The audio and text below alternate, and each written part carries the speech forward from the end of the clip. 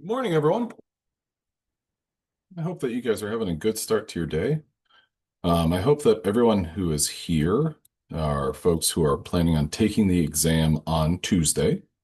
Um, I hope that this wasn't my motive or anything like that, but I hope that this gave you a little bit of flexibility that maybe helped your week along. Um, I know that I have some folks who are taking the exam right now, um, and I mentioned this the other day. In the event that you initially we're like, oh, I'm going to take it on Tuesday, or I'm going to take it on Thursday, but then maybe something changed and you decided, no, I think I'd rather take it on Tuesday. That's fine. I'm going to reschedule you for Tuesday. Um, so, but with that said, you can only take it one time. What I'm going to do today is I'm going to get into the material that I will be repeating on Tuesday. So, just so if anyone has any questions, I'm lecturing today. And this lecture is over solutions. And if you go to our Canvas page, you'll find it on Tuesday, the 28th. We have an exam scheduled for today, but like I mentioned the other day and through a couple of announcements, you can take that exam either today up until 2 p.m. or you can take it on Tuesday between the hours of 7:30 a.m. and 2 p.m. The exams will be different, so that is one thing to kind of be aware of and think about. Okay, now what I'm going to do is I'm going to pull up, where is it? The correct slide deck for today. And that slide deck is the file is Chem 1310, week 10, day 2. And there is one link that I need to open up, so I'm going to copy link, open a new browser, paste, done. Mm, And we've got some poll questions, but those poll questions aren't going to be a part of well, I'll go over them, but we're not using those for attendance or anything like that. And in the event that you're like, oh my gosh, he hasn't updated the attendance in a little while. You're right. I apologize for that. I'm going to get that squared in the next few days. Okay. So we were talking about solutions. Now, there's probably a couple of things that come to mind whenever you hear the term solutions. For instance, you might think about coffee. Coffee's a solution. Water's a solution. Dr. Pepper's a solution. Orange juice is a solution. And one of the important things to know about a solution is what makes it up. A solution is really a combination of two things. So if you look on the right-hand side of this slide, we've got a solution. That solution that's identified as salt water. Salt water is a great example of a solution because it's pretty easy and straightforward to kind of extract, well, what are the components of that? Now, if you compare this to something like Dr. Pepper, um, could anyone add to the chat? Like, tell me something that's in Dr. Pepper or Coca-Cola, whatever soft drink of your choosing. Sugar. Absolutely. There's plenty of sugar in there. There's also caffeine. There's also dyes. Uh, absolutely. So there's lots of different things that are dissolved in water, basically, to make a solution. Now, that term that we use for those things that are dissolved is we refer to those as solutes. So I'm going to go ahead and add out here. I'm going to just say things that get dissolved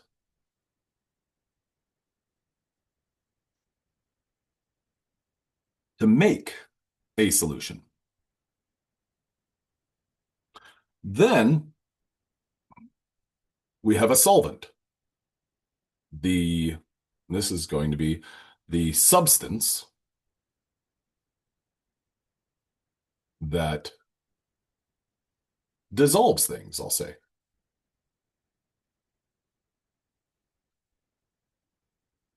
Don't worry about it. I got a private message saying someone saying, I'm sorry I'm late. Don't worry about it. It's okay.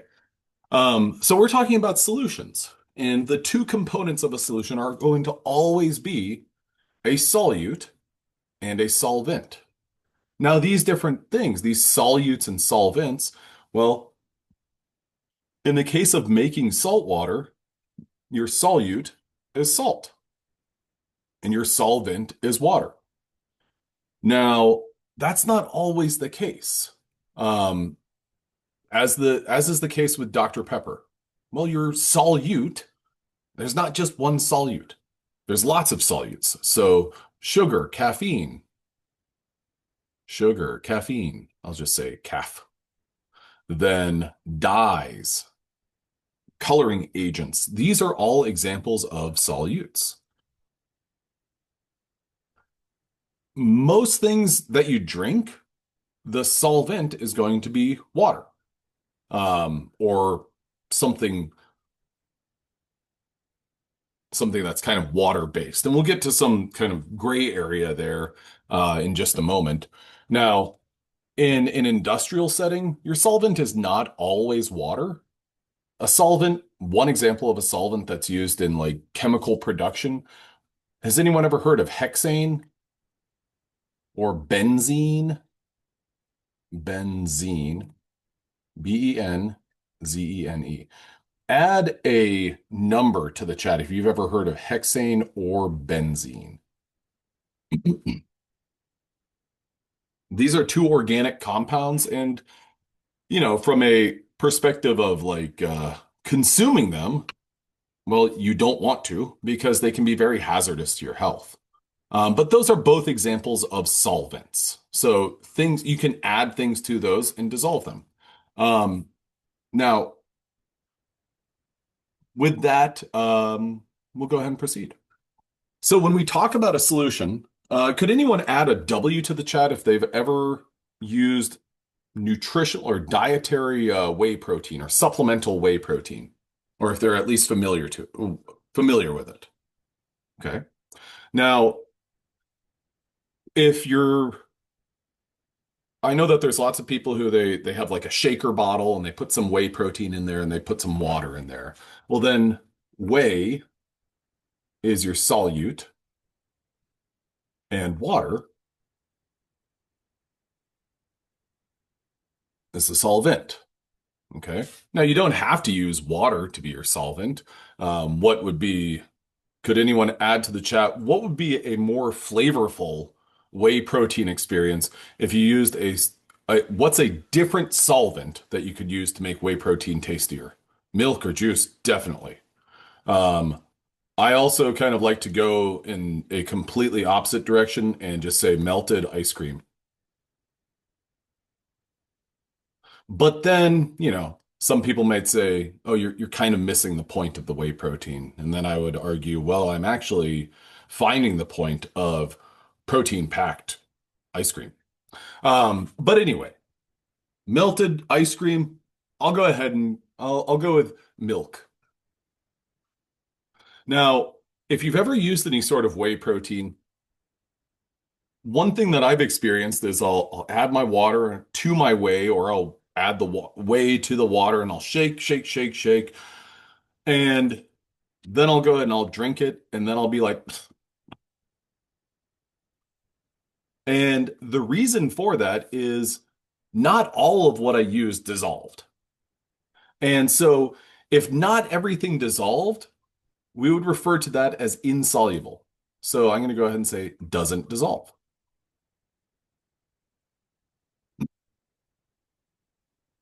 Whereas a good or like a higher quality whey protein, I always like to use whey protein as an example because it's a little bit more accessible.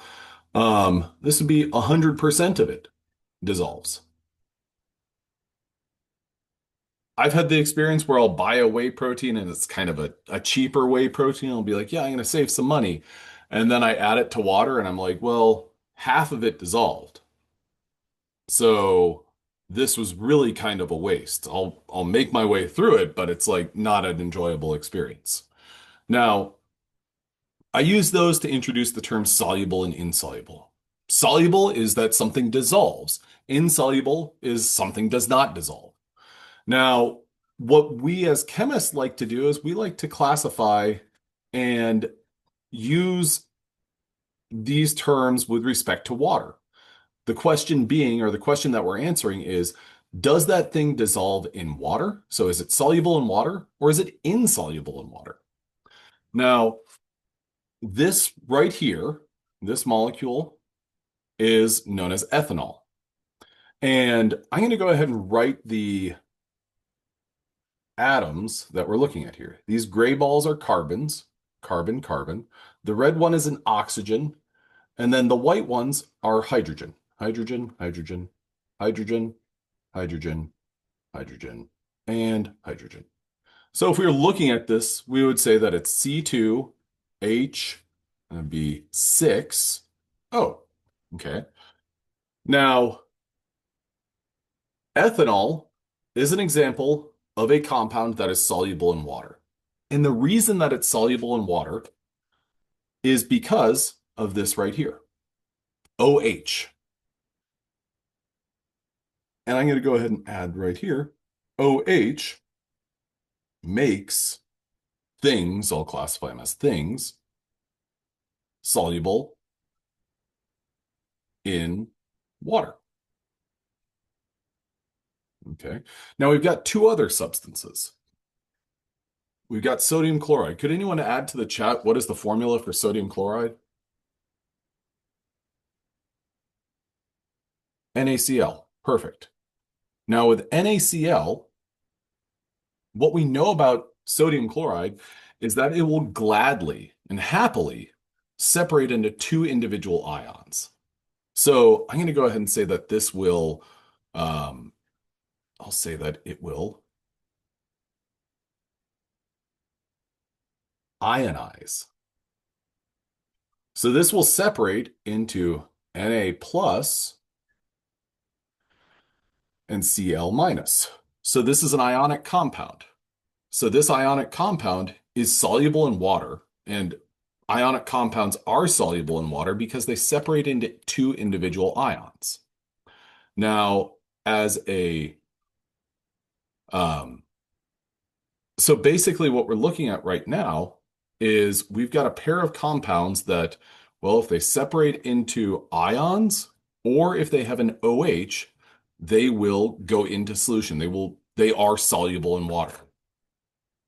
Now, this last one, sucrose, I'm going to go ahead and make that a shorter arrow, has OH groups, has OH.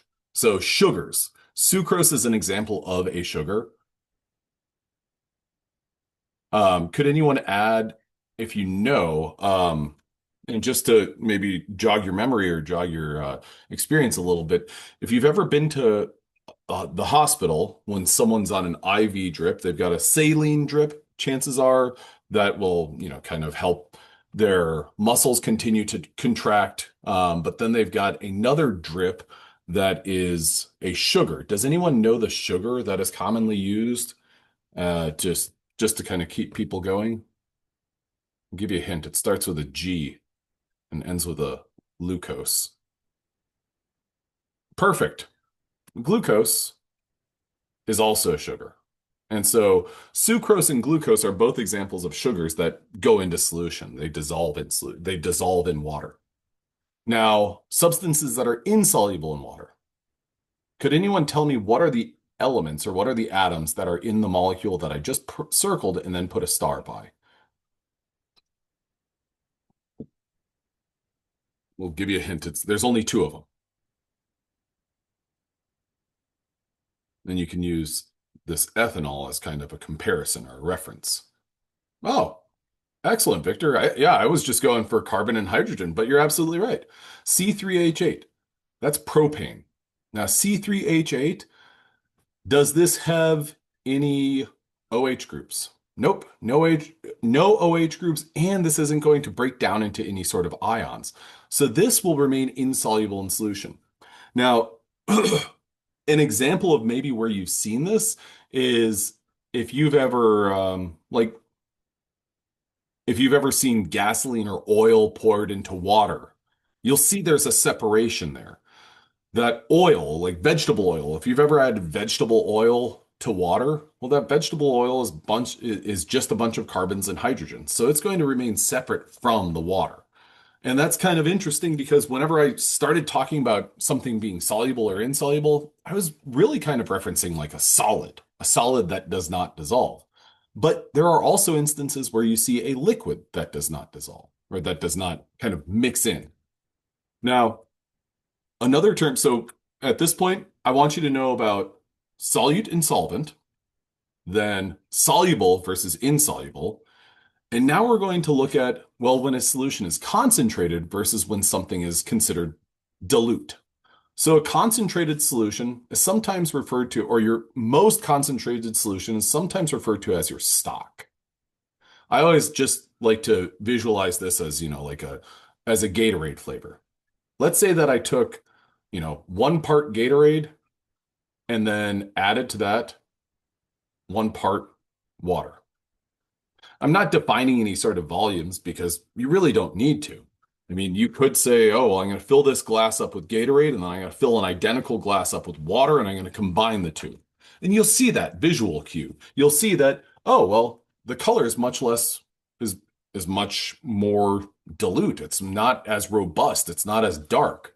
And then this last one over here would be, well, 1 part from here, from this first dilution, plus 1 part water. So if we were to compare these, give me a Y or an N in the chat if you would agree that this solution right here is 50% Gatorade.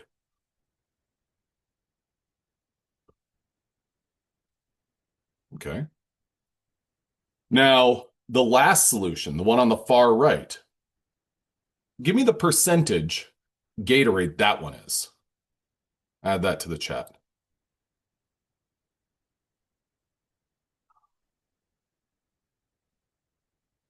About 25%, because we cut it in half. We took our stock and we cut that concentration in half. That got us to 50%. And then we cut it in half again. That got us to 25%. All right.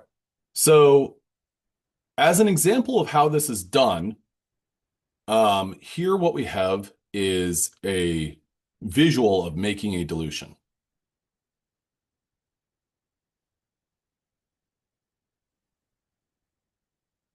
Um, just 1 second. I'm sorry. I got interrupted by something.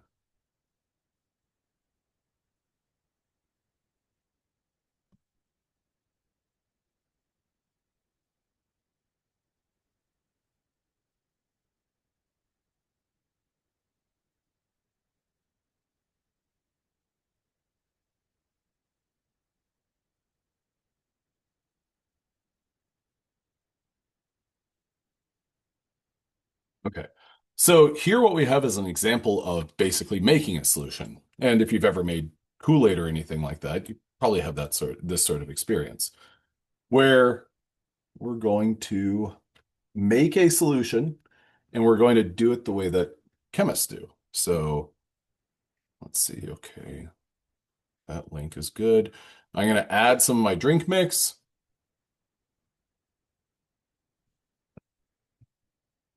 And I have a total volume here of 500 milliliters. And everyone can see me making this. Okay, great. This sort of darker solution. I'm going to go ahead and add this dial right here. That's going to tell me my molar concentration. So a molar concentration is really measuring how many moles of a substance, or in this case, how many moles of a solute are in each liter of that solution. Now you might look at this and say, oh, but there's only half a liter. You're absolutely right. There is only half a liter. Well, when you do the math, and I'm going to switch over to show you guys the math. Yeah, there we go. Let's say I add 1.2 moles of solute, in this case, drink mix. If I add 1.2 moles to 0.5 liters, to calculate the molar concentration of this, all that we do is say 1.2 divided by 0.5. Could anyone add to the chat what's the concentration of this? And you just have to come up with a number. I'll give you the units in just a second.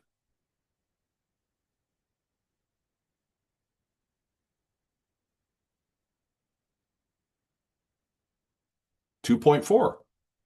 1.5 or 1.2 divided by 0.5 is 2.4. Now, in the event that you're looking at that and you're like, wait a minute, this is just like a way that I've remembered how to, see a number like this and help it make sense for me is could anyone tell me what is 0.5 as a fraction? So numerator, denominator, 1/2. Okay. So what I'm going to do is I'm going to say 1.2 divided by 1 over 2. Okay, so this 1.2 is over 1 over 2. Effectively, this 2 we use to multiply by that. So then we end up with 2.4 over 1, or we end up with 2.4. Now, in the event that you're using your calculator and you're like, I don't need to know that, or you just are like, I don't need to know that because I know how to do that, just disregard what I just said. But what we're doing is we are normalizing our concentration against a volume measurement. And in this case, we're saying, well, what is the specific volume that we have? Here we have 0.5 liters. If I added 1.2 moles to 0.5 liters, my concentration or my solution concentration would be 2.5 or 2.4 molar. Now, this concentration, importantly, the units for this are moles over liters, which we always denote with a capital M, and that capital M stands for molarity. Now, when we go back to this, well, what would happen to the concentration of my solution? So I got 2.4 liters, and then this little blue dial at the top or blue nozzle at the top, if I open that, then more water or more solvent is going to be added. What would happen if I increase the volume of my solution? I didn't change the number of moles, but I increased the volume. What's going to happen to my concentration? Is my concentration going up or is it going to go down?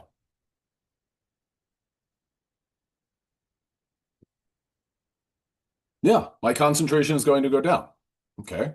Now, what would happen if I don't change the number of moles, but we're doing this outside on a hot summer day? My concentration, my solution is going to become considerably more saturated. So my concentration is going to go up based on how much uh, how much of my volume disappears. All right. So that is kind of the heart of concentrations and solutions, making solutions. Here is the calculation effectively, or the formula for determining concentration or molar concentration, also known as molarity. Now, if we look at, how do we know the solute was 1.2 moles? I'm happy that you asked. That was a private question. This number right here, I just kind of randomly came up with it. I just threw it out there. Now, I'm happy that you asked that because that brings up some other, what would be kind of good questions. So let's say, hypothetically, let's say that we had 0.4 moles of, let's go with NaCl in a solution that was 1 liter. Add to the chat the concentration of this solution.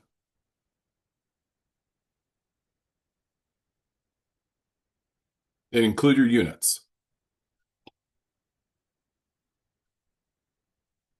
Yeah, perfect. This would be 0.4 moles. Okay. When you have the volume and you have the number of moles, it's a pretty straightforward calculation. Now, what if I told you that we had 26.0 grams of NaCl in a solution that was, I'll go with 250 milliliters. Now I'm imagining that some of the gears are starting to turn and you're thinking to yourself like, oh, okay. Well, the first thing is I know that what I'm looking for moles and liters. With the numbers that we are given, we actually don't have either. And in the event that you're thinking, like, where do these numbers come from? These are just kind of random fun problems to solve. Okay, so what we have is NaCl is our solute. So we need to figure out how many moles of that solute we have. And this question would detail that we have 250 milliliters of solution. Okay. Now, what you can expect from me in terms of calculations related to this sort of stuff is you can expect to see volume will be either in liters or milliliters. Now, in the event that the volume is in milliliters, what I always do is I say, okay, well, I need to move my decimal 3 places in order for my volume to be converted to liters. So what I mean by that is I have 250 period milliliters or 250 decimal. So I need to move my decimal to the left 3 times. So 1, 2, 3. So 250 milliliters is the same as 0.250 liters. Okay, so if I'm trying to solve the molarity of this solution, I now have my 0.250 liters. The next thing that I need to do is I need to figure out the number of moles of NaCl. So how am I going to do that?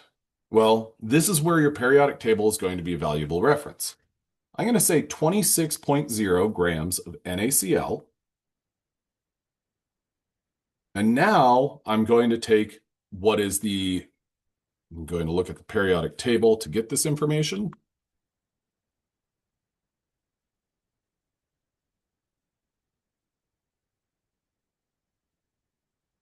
And I'm going to see that about 23 is Na and Cl is 35. I'm going to call this, my molar mass is 23 and this is 35.5. So could anyone give me the molar mass of NaCl? All right, 1 mole of NaCl up top.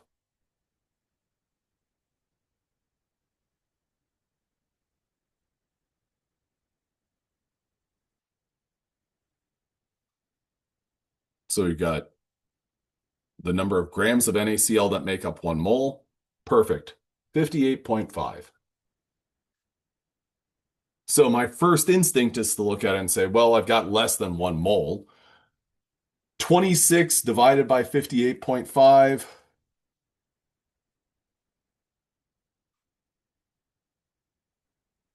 Phone, are you doing this to me now? 26 divided by 58.5, and I get 0.44 moles NaCl. Could everyone give me a Y or an N if they follow where I got this number and this number? Give me a Y if you got it, and N if, wait, where'd they come from? Okay. So now I have my other variable or my other value. I've got liters of solution, that's 0.250. Moles of solute is 0.44 moles. So my concentration here is 0.44444. It's repeating. Divided by 0.250, get concentration of 1.78 molar.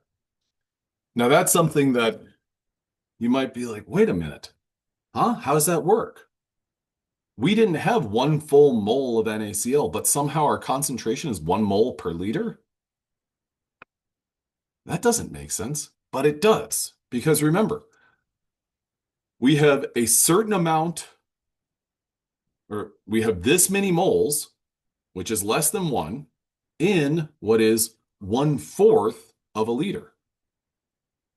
So our concentration is greater than 1 because we have a lot of moles in less than 1 liter.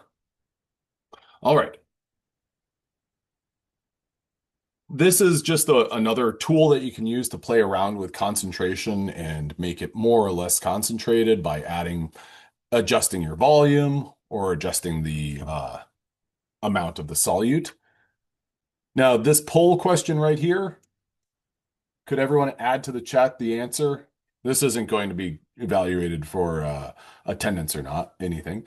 What is the molarity of a solution made by dissolving 2 moles in enough water to produce 0.5 liters of solution? So we effectively look at our solution as 2 mole over 0.5, which is the same as 2 over 1/2. That gives us D, 4. Great job. Okay, now this is the same sort of question that we just did. So 10 grams of NaCl. 10 grams of NaCl.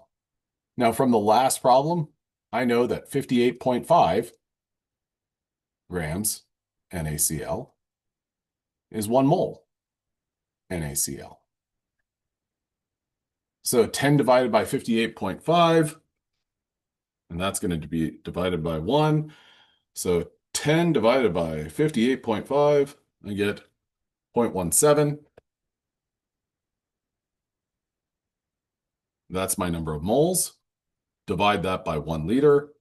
And my best answer here, A, 0.2. Okay, so that's how you do the calculation. Now, one of the things that I want to draw your attention to is this terminology right here, or this kind of unique language. Enough water to produce 1 liter of solution. So let me ask you this, and add to the chat. Volume of water. Is it A, 1 liter, B, more than 1 liter, or C, less than 1 liter? Okay. Immediately got a response of C. Okay. Now, you're absolutely right. The reason that is less than 1 liter, think about if you have ever made like sweet tea or something like that. And if you're anything like people I know who make sweet tea, what they do is they get their, I'm going to call it a 5-liter bottle or 5-liter pitcher or something like that. And then I'm going to switch to, what color should I use for sugar? I got red, orange, black, green, blue. I feel like green, because green means go and green is good. And so I'm going to go with sugar is green. So what they do is they get sugar, a bag of sugar, and then they add it to this 5-liter pitcher. And they fill it up. I haven't put any solution or any water in here. I've just put sugar in here. Okay, can everyone confirm Y or N? They follow that. Okay. Now, my first question for you, does that sugar occupy space? Y or N to the chat? Yeah. So if it occupies space, then does it occupy a volume? It does. Now, if I add water,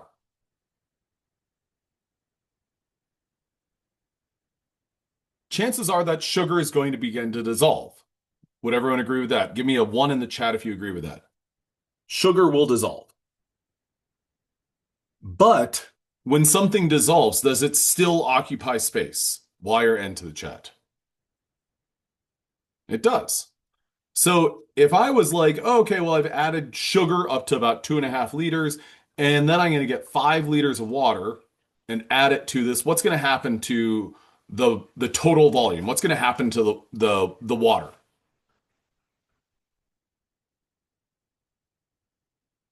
It's going to increase. Um, Give me a 9 if you think that the water would begin spilling out. Even though this right here is 5 liters, yeah, it would. It would spill out. The reason for that is that sugar occupies space. So this terminology in this language right here, enough water to produce 1 liter of solution is very important whenever you're preparing a solution. So this right here, this piece of glassware is known as a volumetric flask. And this volumetric flask, you can kind of see it. And actually, I'm going to zoom in on it. Do you see, can you guys see my cursor? Add a Y or an N to the chat. I'm moving back and forth. Okay. Now, right above my hand cursor, do you see this very fine etched line in the glassware? Okay. Could anyone tell me, looking at this bottle or looking at this flask, it's got 100 milliliters at the bottom there. What do you think that line tells you? Or what do you think that volume that that line corresponds to is? Perfect, Nick. I assume the line represents 100 milliliters. You are absolutely right. Okay, so this is a type of glassware. This is a piece of glassware, a volumetric flask, that is basically good for one thing. And the one thing that it's good for is measuring out a solution that's 100 milliliters. This piece of glassware is useless for you if you want to make a 50 milliliter solution or a 101 milliliter solution. This is almost completely useless for you. That line tells you, okay, this is 100 milliliters exactly. So what you're going to do is you're going to add your solid to there, and then you'll add a little bit of water or whatever your solvent is. Chances are, mostly likely, it's going to be water. And you add it to basically half of the volume of this base there. Do you need to know the precise volume? Not at this point. You're going to swirl it around so that this substance right here can go into solution. As soon as it goes into solution, then you're going to get a squirt bottle, which I've circled right there, and you're going to add a little bit more water. And you're going to add it to exactly 100 milliliters. So what you could do is you can make something that you know very precisely what the concentration is. Now, with that in mind, this piece of glassware is kind of tough to work with because what are the chances that you accidentally add too much water? They're decent. They're pretty good. What if you don't add enough water? Well, then you can add a little bit more. But when you work with this sort of piece of glassware and you're working with 100 milliliters or 10 milliliters or some small volume, you might be getting like an eyedropper and dropping individual drops of water in there to bring the volume up. Okay, so with that, that's how you make a solution. This right here is an important formula that I want you guys to know. Give me a 1 in the chat if you've seen something like this before, and a 5 in the chat if you've never seen anything like that. Okay. So this formula is a formula that you maybe, and some people teach it as C1V1 equals C2V2. I teach it as M1V1 equals M2V2. And I'm going to erase C1V1 equals C2V2 just because I don't want anyone to be like, oh, well, there's two different formulas. No. Okay. So the way that I think about this is you have solution number 1, or I'm going to say your stock solution, and then your diluted solution. Okay. Now, the way that you do this sort of calculation is, or what you're intending to do is, let's imagine that, or one way that you could do this would be like you've made Kool-Aid, you've made super concentrated Kool-Aid, and someone takes a drink of it and they're like, ooh, that's too strong. I needed about, I don't know, 3/4 as strong. And you'd say, okay, well, what I'm going to do is I'm going to take something from my stock. I'm going to take a volume from my stock. I know what the concentration of my stock is, and I'm going to make something that is, well, less concentrated. So what we would do, and the volumes that we're working with here. So each one of these volumetric flasks has 100 milliliters. This right here is a volumetric pipette, which is good for collecting exactly 10 milliliters. Okay, so what we want to do is we are going to make M2. How are we going to make M2? We're going to make M2 by taking, I'm going to say M1 has a concentration of 3 molar. And I'm going to set up on the left-hand side 3 molar. This is my M1. I'm going to write M1 above that. That is the concentration of my first solution. Could everyone give me a Y or an N to the chat if they follow that? Okay. Now, the next part of it is, well, we're using a 10 milliliter volumetric flask. So we're going to take 10 milliliters of that. And when we do that, that is going to be my V1. So V1 represents the volume of your first solution that you kind of are using. So I'm going to say 3 molar times 10 milliliters. That is my V1. I'm going to set this equal to, well, M2 equals V2. Now, M2 is going to be the concentration of our next solution, and V2 is going to be the total volume of our other solution.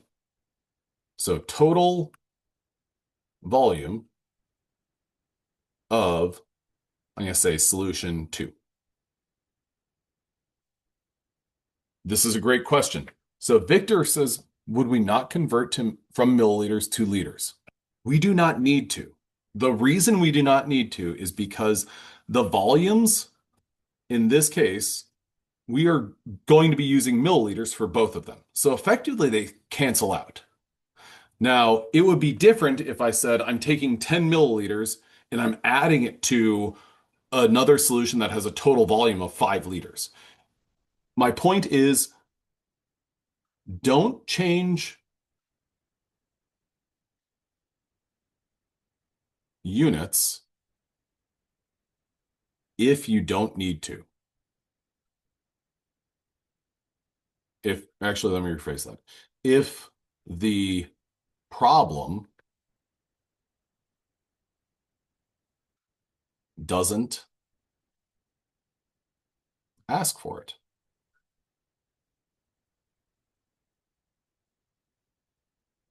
Can you confirm if that makes sense? Okay, great. So my total volume for V2 is going to be 100 milliliters. So I took 10 milliliters. My total volume is 100 milliliters. Since my units are the same, I don't need to change anything. Now, M2 is what I'm going to be solving for because that's what I don't yet know. And so for V2, I'm going to put 100 milliliters. So that gives me 3 times 10 is 30.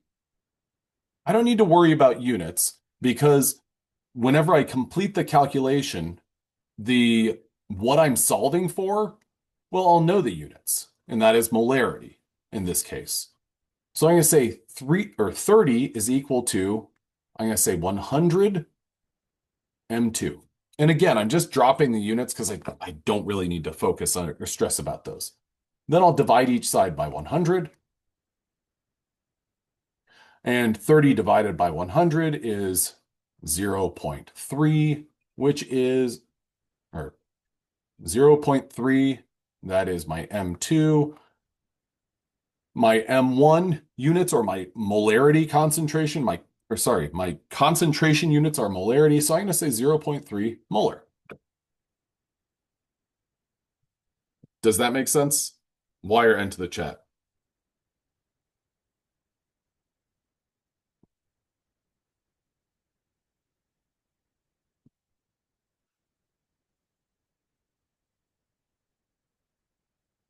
Yeah, absolutely.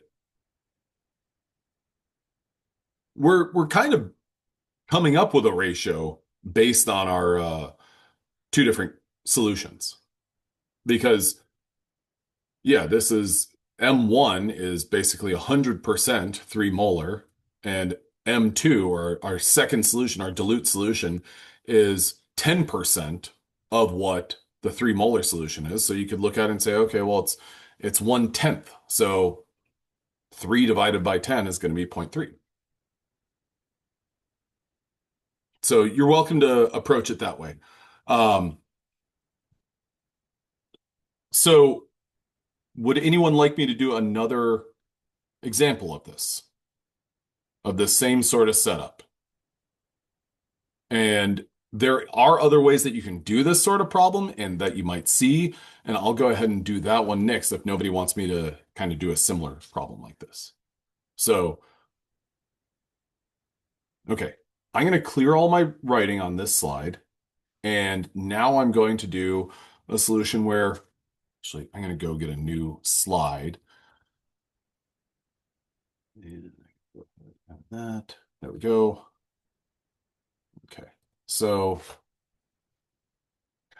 let's say that we have a stock that has a stock solution. And for this, we don't really need to think about, well, how much do we have or anything like that.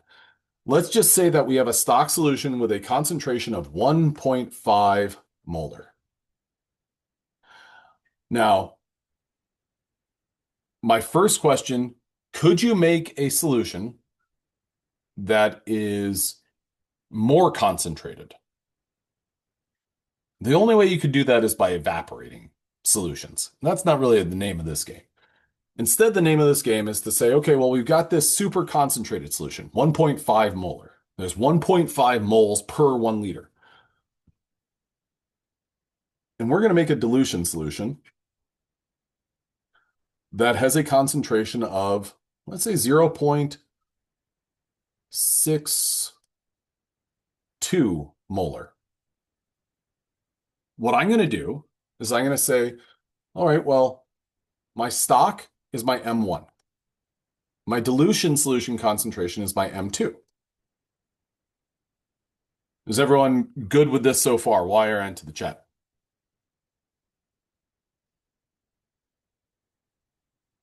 So I'll set up my equation. M1 V1 equals M2 V2. Now, I'll keep track of everything that I've got. I've got my M1 and my M2. What I don't have is my V1 or my V2. And depending on what the problem prompts you with, let's say that the problem says, okay, here's the two solutions that you got. Here's your